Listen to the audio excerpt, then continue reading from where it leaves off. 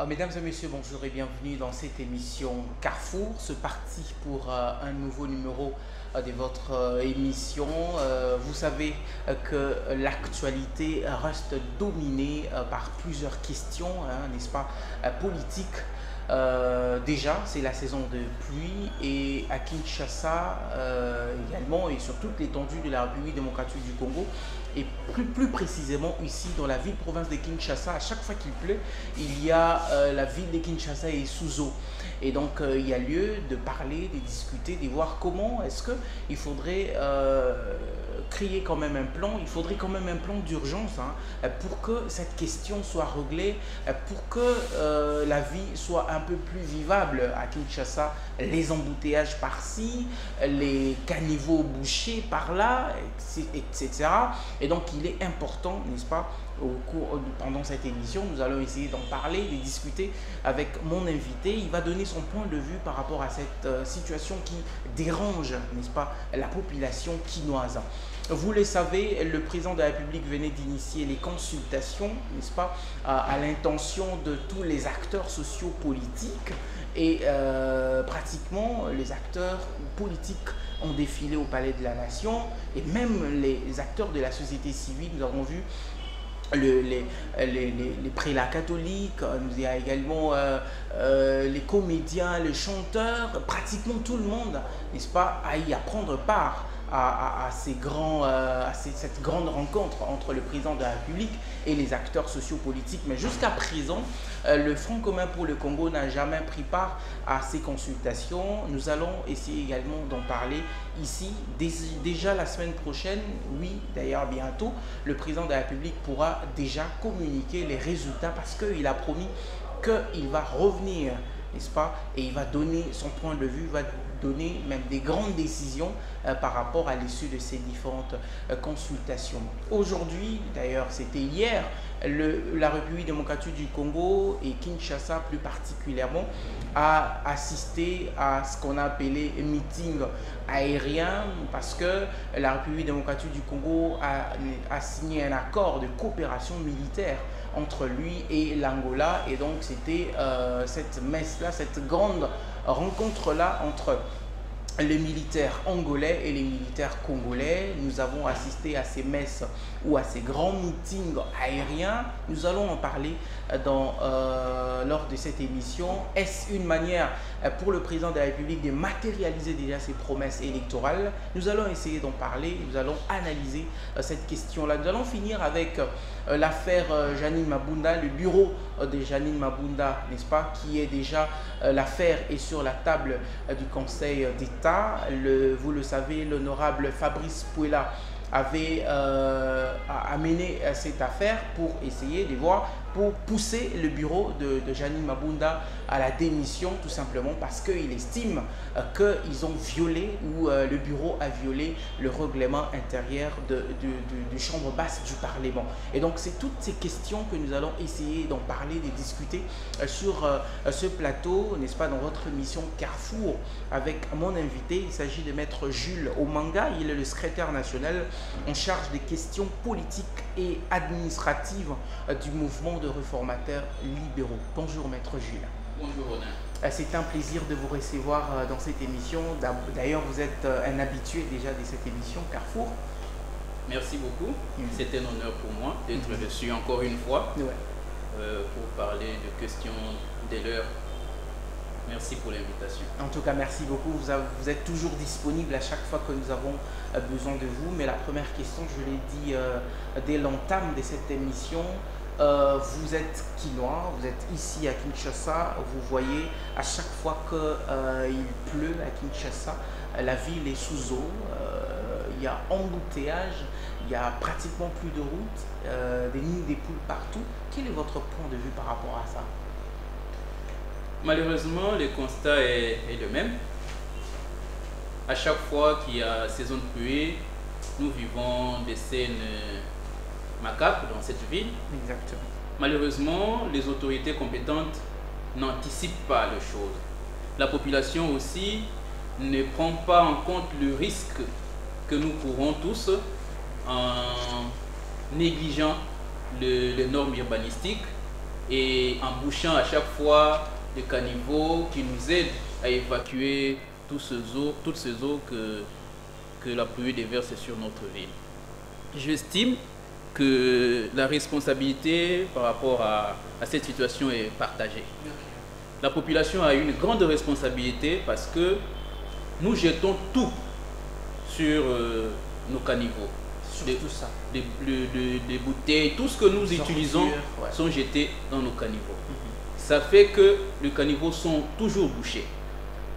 Les caniveaux étant bouchés, l'État, je veux dire la ville, la province, disons l'hôtel de ville, ne prend pas en compte le temps qui avance pour ordonner le curage de caniveaux avant que la saison de pluie ne commence. Mais les bourgmestres aussi ont cette responsabilité. Déjà le week-end, on ne voit rien, aucune initiative pour essayer de curer les caniveaux.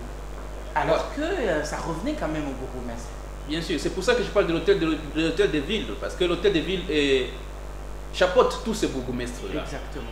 Donc, normalement, chaque bourgmestre dans sa commune devrait prendre l'initiative de curer les caniveaux à chaque fois que la saison de pluie approche. Le problème, c'est que deux fois, on cure les caniveaux, on laisse les immondices dehors, on ne les évacue pas, et puis quand il pleut, ça revient encore dans le caniveau. Exactement. Donc, l'État doit prendre en charge cette situation. Les décharges publiques, pratiquement, il n'y en a plus. Non, mais l'Union européenne nous a aidés à l'époque, mais ces décharges sont devenues des endroits compliqués, là, remplis déjà. L'actuel gouverneur a battu campagne sur l'insalubrité à Kinshasa. Il nous a promis que la ville sera propre.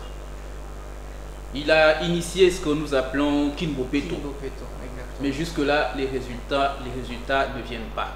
Nous lui demandons de pouvoir mettre le boucher double et faire en sorte que la ville devienne un peu plus propre. Et pour cela, j'estime qu'il faudrait prendre des mesures draconiennes, notamment en interdisant la production de bouteilles en plastique.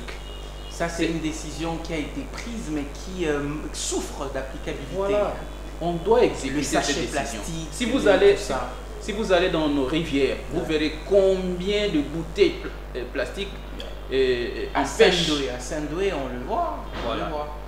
Donc, le gouverneur doit prendre cette décision et faire en sorte que cette décision soit exécutée. Les bouteilles en plastique, les sachets, parce qu'au fait, on nous parle de sachets dégradables et biodégradables.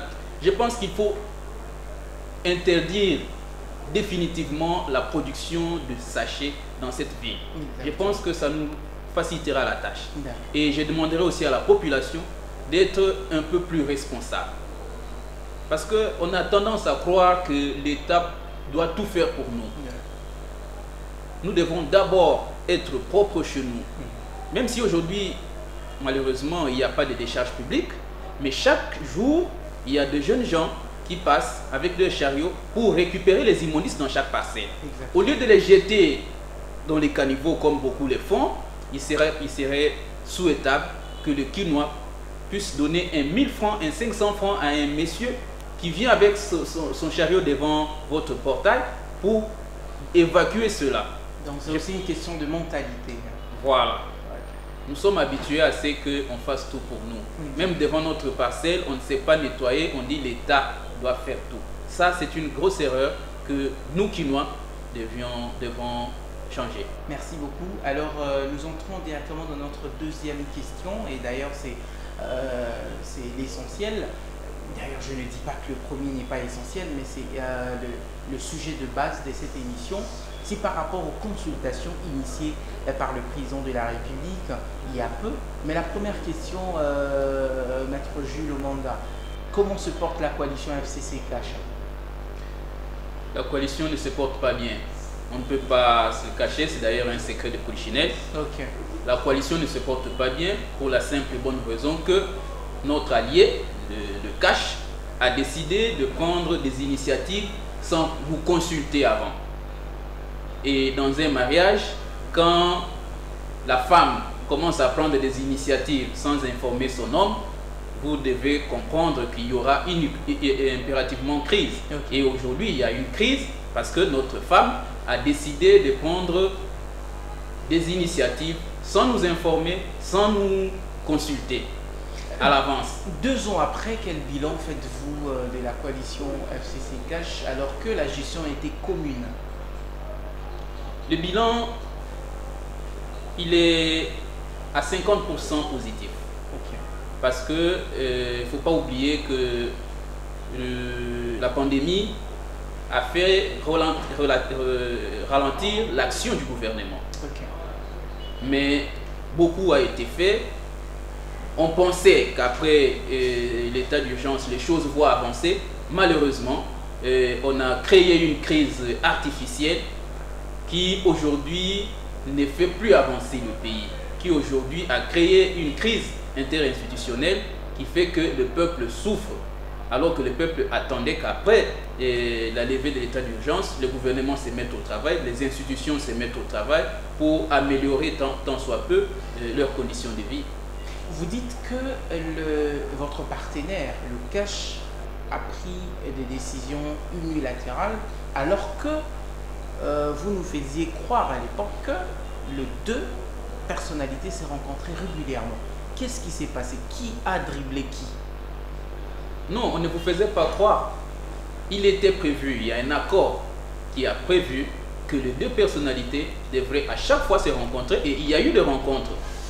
Il y a eu plusieurs fois où les 2 personnalités se sont rencontrées. Vous avez vu des images, on ne vous a pas fait croire. Mais il s'est fait qu'à un certain moment, la femme a estimé qu'il peut se départir de son homme et a décidé de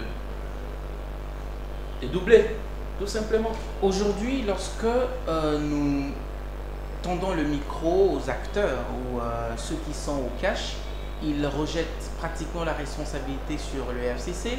Lorsque nous parlons avec ceux du FCC, la responsabilité est rejetée sur ceux du Cash. Aujourd'hui, qui est la principale ou le principal responsable de cette crise dans la coalition? Le principal responsable de cette crise, c'est le président de la République. Comment ça? Oui, le principal responsable est le président de la République parce qu'il a violé la Constitution à plusieurs reprises. C'est ce qui a fait que nous vivons tout ce que nous vivons aujourd'hui. S'il y a crise aujourd'hui, c'est parce qu'il y a eu violation intentionnelle de la Constitution par le président de la République. Le président de la République et même quelques cadres de Cash estiment que vous n'aviez pas, 2 ans après, facilité la tâche au président de la République. Vous aviez constitué un blocage avec votre majorité parlementaire, avec votre majorité au Sénat et partout. Pratiquement, vous êtes à la tête de toutes les institutions, gouvernement, Sénat, Assemblée nationale et même dans des provinces. Et donc, vous vous êtes servi un peu de cette puissance ou de ces pouvoirs-là pour bloquer les actions du chef de l'État. Comment vous jugez cette manière de réfléchir? Tout le monde, aujourd'hui, les Congolais ne sont plus dupes. Tout le monde sait que ce sont des éternelles victimes, des éternels plaintifs. Mais quand il y a dépassement budgétaire au niveau de la présidence, le FCC n'a pas bloqué. Quand il y a détournement de l'argent pour le programme de 100 jours, le FCC n'a pas bloqué. Tout ce que le chef fait, le FCC ne bloque rien. Personne n'a apporté une preuve tangible qui prouve que le FCC bloque les actions du chef de l'État. Au contraire, si vous faites, d'ailleurs d'autres organes l'ont déjà fait, si vous faites l'évaluation des ministres FCC et des ministres Cash au gouvernement, les ministres FCC sont mieux cotés que les ministres de Cash. On accuse le ministre des Finances de bloquer pratiquement tout. Même la paye des fonctionnaires, des agences et fonctionnaires de l'État. Ça, c'est du populisme. En fait, la faute, c'est toujours l'autre. À l'UDPS, la faute, c'est toujours l'autre. Parce qu'ils sont incompétents et ils veulent cacher leur incompétence derrière le FCC. Mais je vais vous montrer. D'ailleurs, le ministre des Finances lui-même est passé à la télé, il vous a prouvé noir sur blanc qu'il ne bloque en rien les actions du chef de l'État. Et personne ne cache ne repasser pour le contredire. D'ailleurs, c'est lui qui a osé, vous savez ce qui est arrivé. Aujourd'hui, on sent que le Front commun pour le Congo devient plus opposant que la Mouka, opposant de son principal allié d'ailleurs, qui est le Cash. Qu'est-ce qui se passe? Nous ne sommes pas opposants,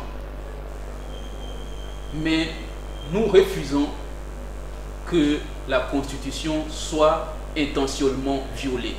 Nous refusons que l'institution président de la République puisse piétiner les prérogatives revenues aux autres institutions, dont le Parlement.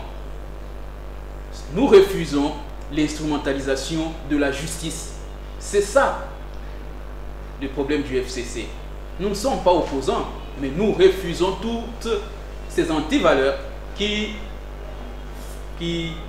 vont faire que notre démocratie, chèrement acquise, puisse reculer. Alors que Joseph Kabila s'est battu, a consacré sa vie pour la démocratie dans ce pays.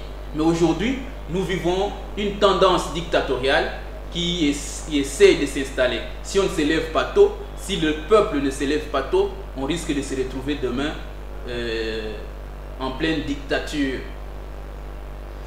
Le président de la République, parce que vous le dites, et vous l'avez d'ailleurs cautionné, qu'il y a un problème, un couac entre la coalition FCC Cash, et il a initié ce qu'il a appelé les consultations en vue de trouver l'union sacrée, créer une union sacrée, parce que le président de la République estime que peut-être d'une manière bilatérale entre vous deux, il y a toujours de couac, il faut faire intervenir les autres. Comment vous jugez cette initiative du président de la République? N'est-ce pas ça une très bonne manière de sortir de la crise, faire intervenir tout le monde pour que la solution soit durablement trouvée? Vous ne pouvez pas vous-même créer la crise et s'estimer la personne la mieux placée pour résoudre cette crise.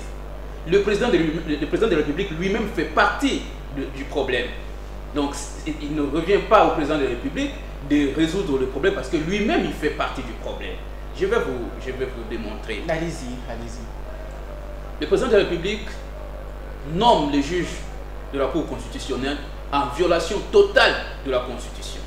Avant ça, le président de la République avait commencé par nommer au début de son mandat M. Kyungu et le mandataire à la GECAMIN en violation de la Constitution. Nous avons avancé, il nomme maintenant la Cour constitutionnelle encore une fois en violation de la Constitution. Vous ne pouvez pas demander au FCC de cautionner la violation de la Constitution. C'est le président qui a créé la crise que nous vivons. Mais qu'est-ce qui a manqué de se mettre autour d'une table et de parler de vive voix? Parce que c'était un mariage, ou c'est un mariage jusqu'à présent. Laissez-moi vous dire, parce que je n'ai pas fini vraiment de répondre à votre question. Allez-y. L'union sacrée, aujourd'hui, le chef de l'État appelle de tous ses voeux, n'aura ou ne résoudra aucun problème. Parce que ce que le chef cherche à faire, c'est de débaucher des personnalités et des députés du FCC pour qu'il se fasse sa propre majorité et qu'il ait le pouvoir sur le FCC et diriger seul le pays. Ça ne s'appelle pas union sacrée. On l'a appelé union sacrée parce qu'il l'a appelé union sacrée, mais moi je ne peux pas l'appeler union sacrée. L'union, c'est que on fait appel à tout le monde. Mais si on exclut des gens, comment on peut appeler ça une union sacrée? Ici, on exclut. En fait, on cherche à créer un groupe de gens pour les opposer contre le FCC. Mais vous étiez aussi invité. Non, mais le FCC était libre de répondre aussi à ces invitations. C'est comme je vous ai dit, on ne peut pas aller répondre à une invitation de la personne qui fait partie du problème. C'est ça. Le chef, ça, je vous dis que c'est une crise artificielle créée par le chef de l'État lui-même. On a vu... Excusez-moi. Allez-y. Et il a créé cette crise justement pour fragiliser le Parlement. C'est pour fragiliser Joseph Kabila. Il n'y a pas d'autre raison. Il ne les fait pas pour l'intérêt du peuple. Il les fait pour ses intérêts. Il sait qu'il a signé un accord avec le FCC. Il sait que le jour approche.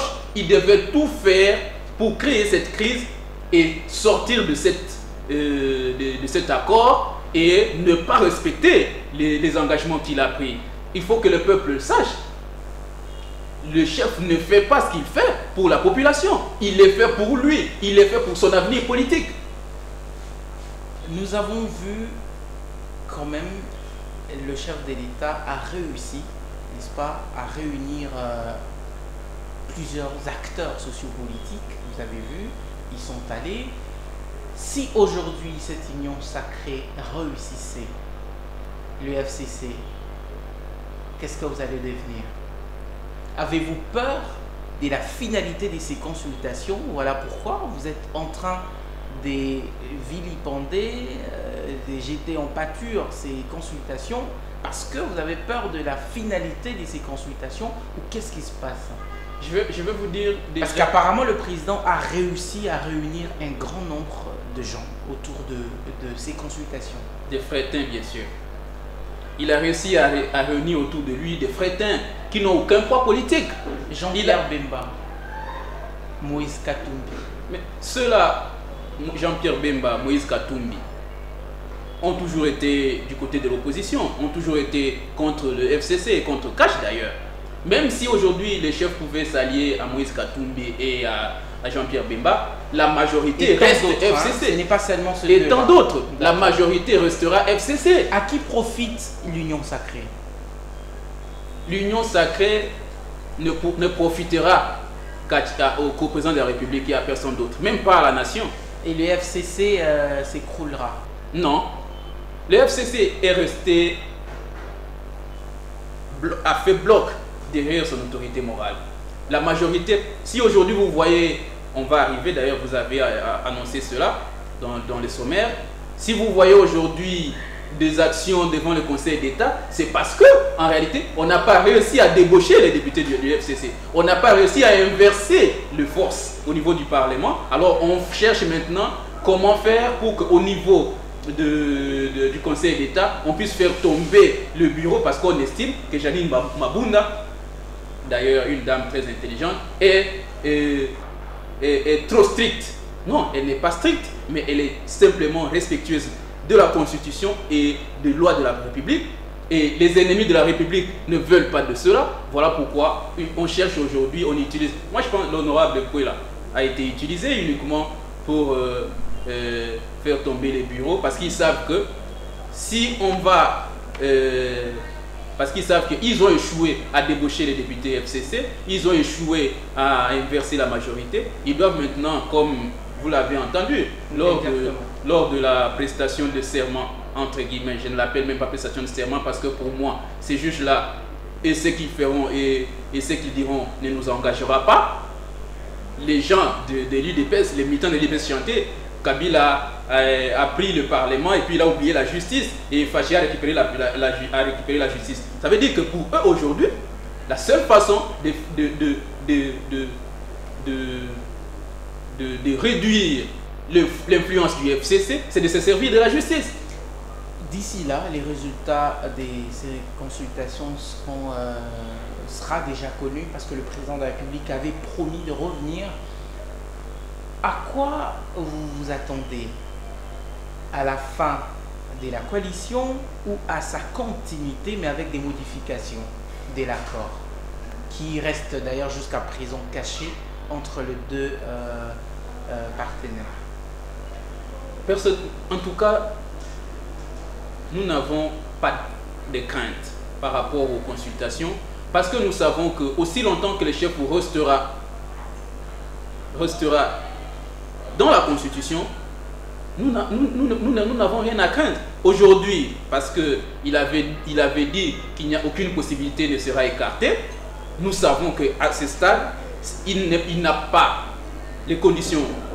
En fait, toutes les conditions ne sont pas réunies pour faire tomber l'Assemblée nationale.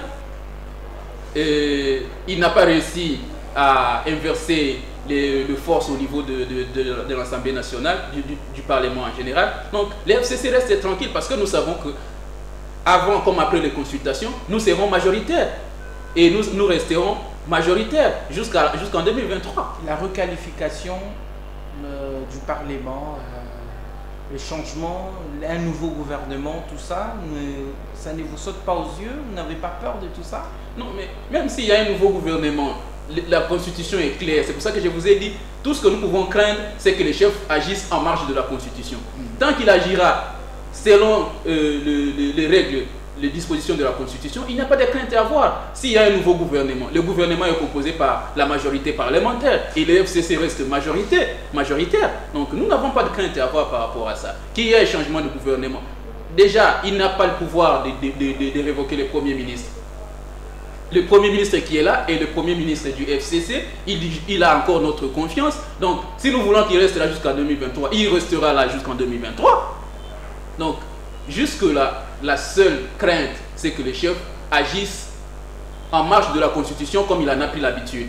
Mais tant qu'il restera légaliste, le FCC n'a pas de crainte à avoir. Et si le chef se permet cette fois-ci d'agir contrairement à la Constitution, nous allons nous assumer. Alors que les consultations se passent au niveau du Palais de la Nation, le prélat catholique ont également essayé, pas essayé, mais ils sont allés, ils ont vu quelques acteurs politiques, entre autres votre autorité morale, Martin Fayoulou et d'autres. Et d'ailleurs, ECC également emboîté les pas. Comment est-ce que vous jugez cette démarche-là? D'ailleurs, d'aucuns estiment que c'est une manière de donner un souffle au FCC. Non, mais le FCC n'était pas à bout de souffle.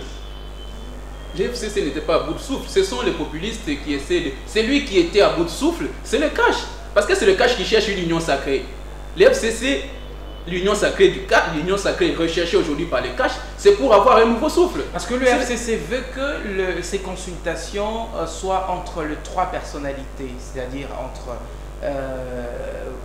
l'autorité morale, Joseph Kabila Kabange, le président de la République et Martin Fayoulou pour essayer, alors pour réduire un peu peut-être le choc, c'est ça? Non, non, ça c'est pas la position du FCC. Pour le FCC, l'accord c'est entre le cash et le FCC. Ça veut dire Joseph Kabila et Félix Tshisekedi. Nous n'avons pas besoin de Martin Fayoulou. Il n'a pas...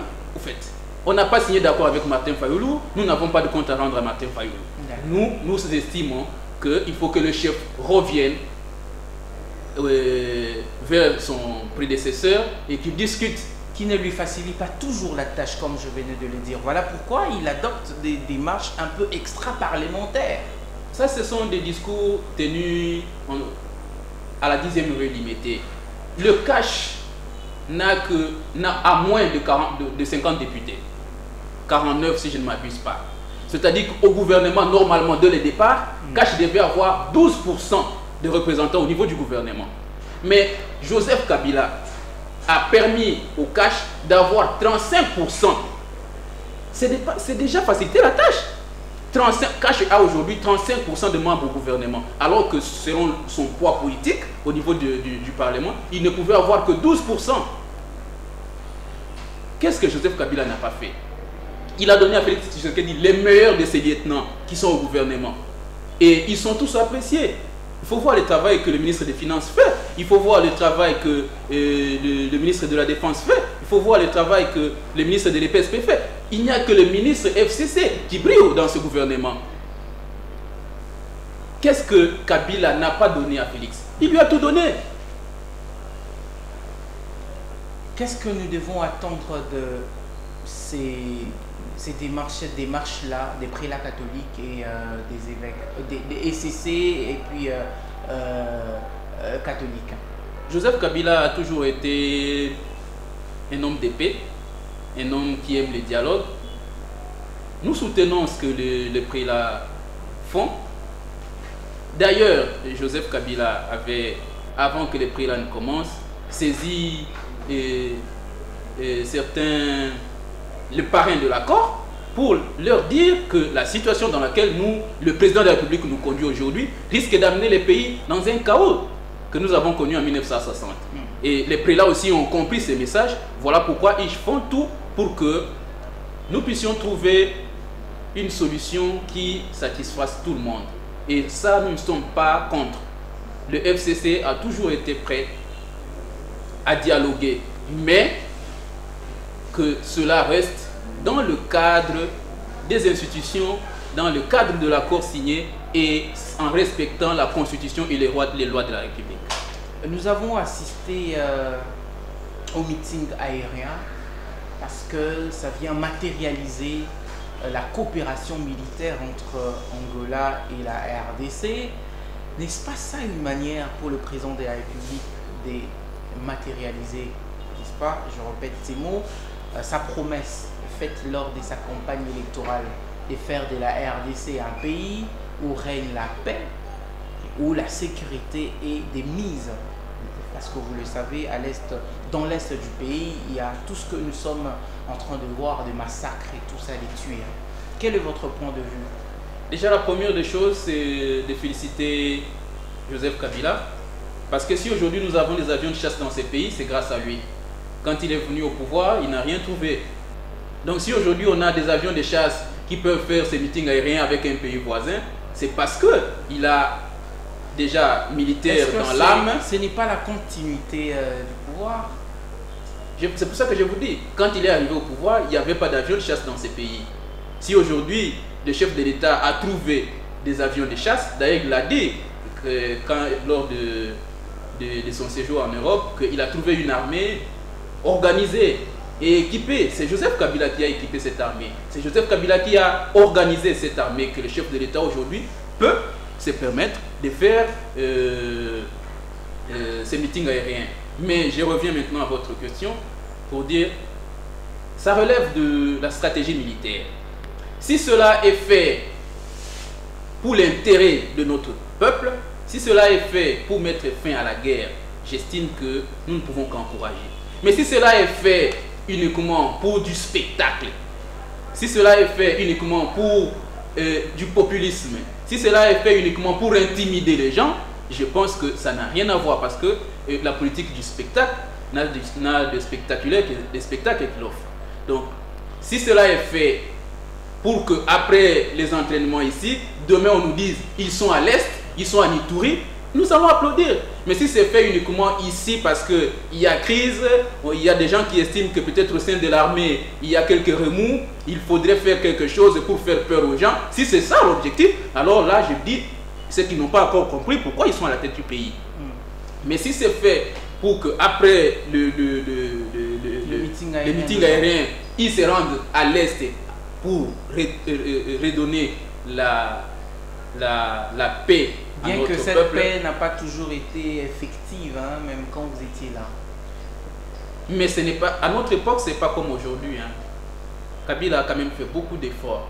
Je pense que depuis qu'il est parti du pouvoir, la situation s'est aggravée. Le chef avait promis qu'il va mettre fin. Ça fait 2 ans, bientôt ça sera 2023. Je ne sais pas quel discours il dira au peuple de l'Est, à qui il a promis de mettre fin à la guerre et d'aller même s'installer à l'Est. Bien que le contexte ne lui permet pas de réaliser ses promesses. Voilà pourquoi aujourd'hui je comprends que Joseph Kabila n'était pas combattu à raison. Non, c'était uniquement par haine. Parce qu'on pensait que c'est Kabila qui freinait le pays. Mais aujourd'hui, la situation est pire qu'avant Kabila. On pensait que c'est Joseph Kabila qui entretenait la guerre à l'Est. Kabila est parti, la guerre a repris de plus belle. C'est ça le problème. Kabila était l'ennemi numéro 1 de ceux qui sont au pouvoir aujourd'hui. Était le mal du Congo selon eux. Il n'est plus aux affaires.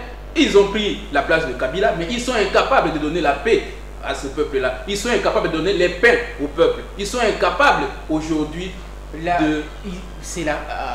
alors là, parce que selon eux, nous le constatons, est-ce que ce n'est pas à cause de l'accord qui vous lie, qui devient l'épée de Damoclès sur leur tête? voilà, un accord qui pèse tellement parce que vous êtes là, avec votre majorité, c'est difficile qu'il puisse évoluer. Est-ce que le chef a déjà décidé, par exemple, qu'il envoie des troupes à l'Est et le FCC s'est opposé? Non. L'accord, on s'est réfugié aujourd'hui derrière l'accord, mais l'accord n'empêche pas au chef de voyager. Le chef a fait plus de 100 voyages depuis qu'il est là. L'accord ne l'a pas empêché. Il est allé en Angola dernièrement. L'accord ne l'a pas empêché. Hein? Il a décidé de nommer, malgré en violation de la Constitution, les juges à la Cour constitutionnelle. Ils sont là. Qu'est-ce que l'accord vient faire dans l'échec du mandat du président de la République? Alors finalement, qu'est-ce qu'il faut... Avant une minute. Allez-y. On nous répète tout le jour qu'il est le garant de la nation. Et nous estimons qu'il a suffisamment de pouvoir pour dire à un ministre: fais ceci, fais cela. S'il ne le fait pas, c'est de l'incompétence. Ce n'est pas de la faute du FCC. Bien qu'on sent que vous êtes trop loyaux, vous, les cadres du FCC, à l'autorité morale. On sent de la loyauté.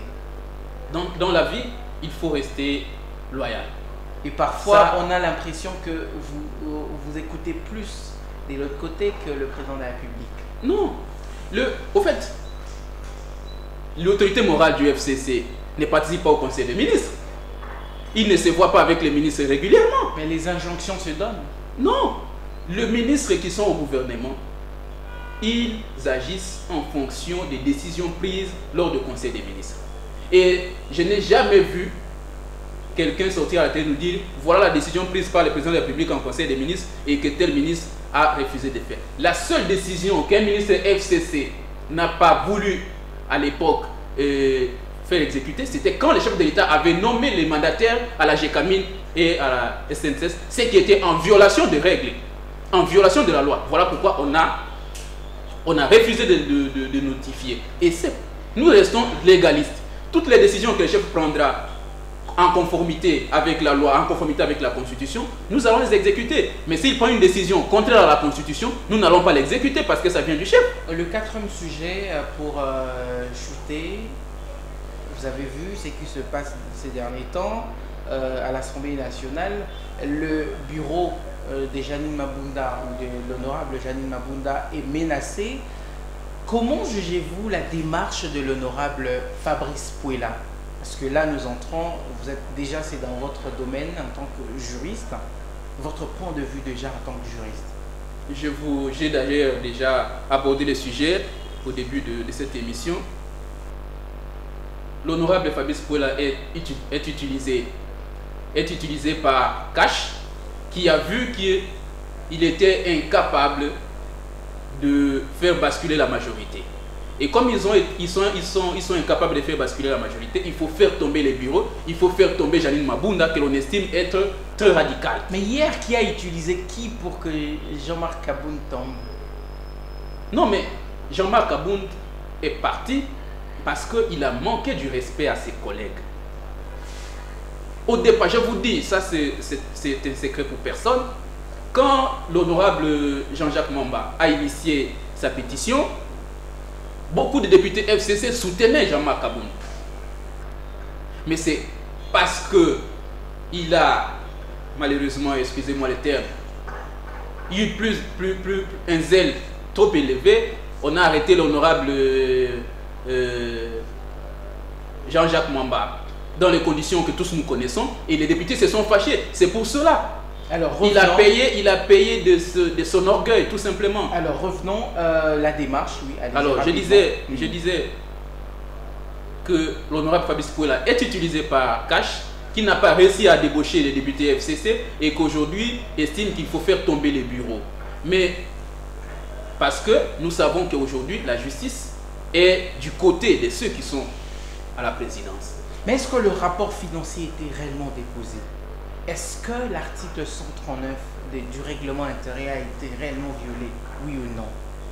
Le rapport de la session de mars. Le rapport a été déposé et d'ailleurs, cela a été prouvé à la plénière dernièrement. Cela a été prouvé. Il y a deux pièces.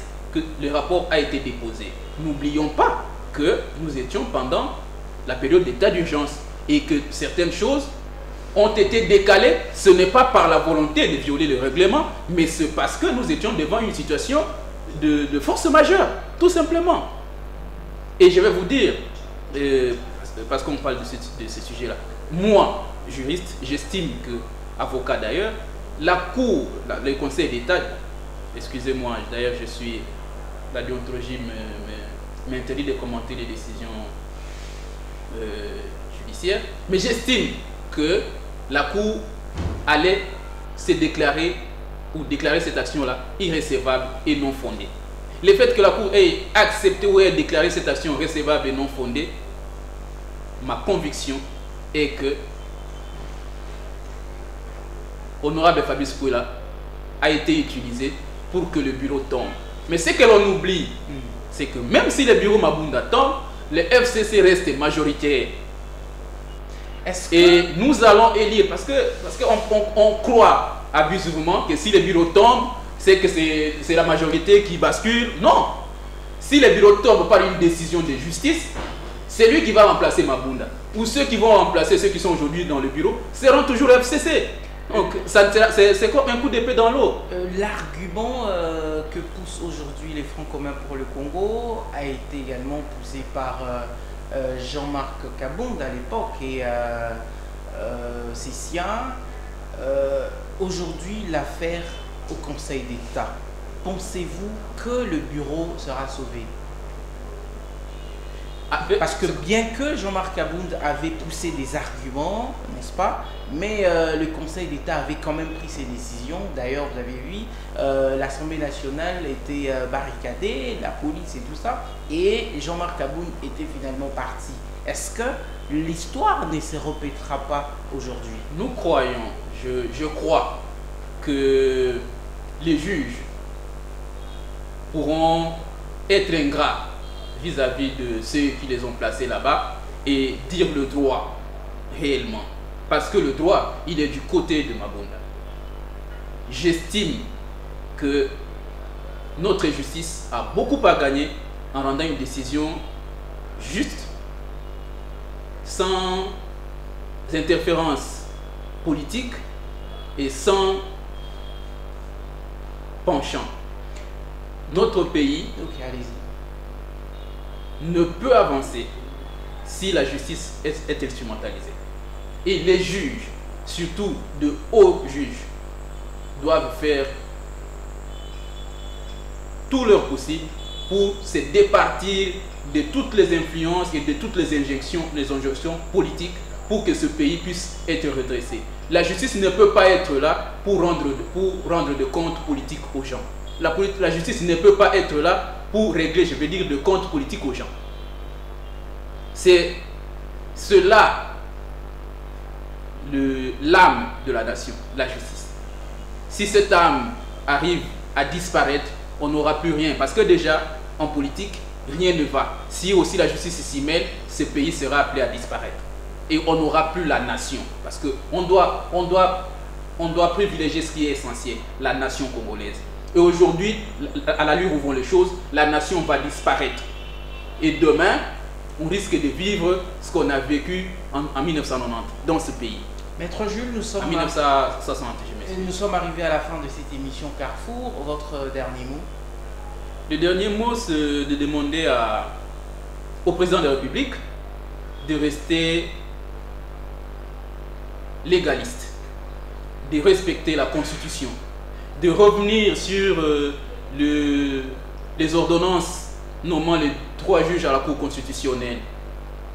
Le dernier mot, c'est de demander au président de la République de revenir au bon sens et de discuter avec Joseph Kabila pour donner à ce pays la chance d'avancer, pour donner à l'alternance que nous avons vécue la chance de continuer. Ne donnons pas raison à tous ces chefs d'État africains qui ne veulent plus quitter le pouvoir aujourd'hui parce qu'ils se disent, quand je vais quitter le pouvoir, vous voyez l'histoire de Joseph Kabila, il a laissé le pouvoir, mais voilà ce qui lui arrive aujourd'hui. Voilà ce qui arrive à sa famille politique. Le chef de l'État doit être au-dessus de la mêlée et ne pas écouter tous ces charlatans à côté de lui qui ne voient que leur poche et ne voient pas l'intérêt supérieur de la nation.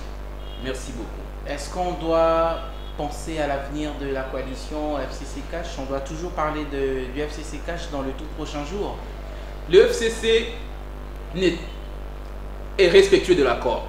Mais si les chefs décident autrement, nous sommes prêts à une cohabitation. Le problème, c'est que si on décide de mettre fin à l'accord, il faut que l'on s'assume pour vivre la cohabitation. Tout simplement, nous sommes prêts. Merci beaucoup, Maître Jules Omanga. Je le rappelle, vous êtes le secrétaire général national chargé de questions politiques et administratives du mouvement de réformateurs libéraux. C'était donc un plaisir de vous recevoir dans cette émission au Carrefour. Et chers téléspectateurs, c'est donc par ici que nous mettons un point final à cette émission. Merci de nous avoir suivis. On prend rendez-vous pour un autre numéro avec le même plaisir. D'ici là, portez-vous bien. Au revoir.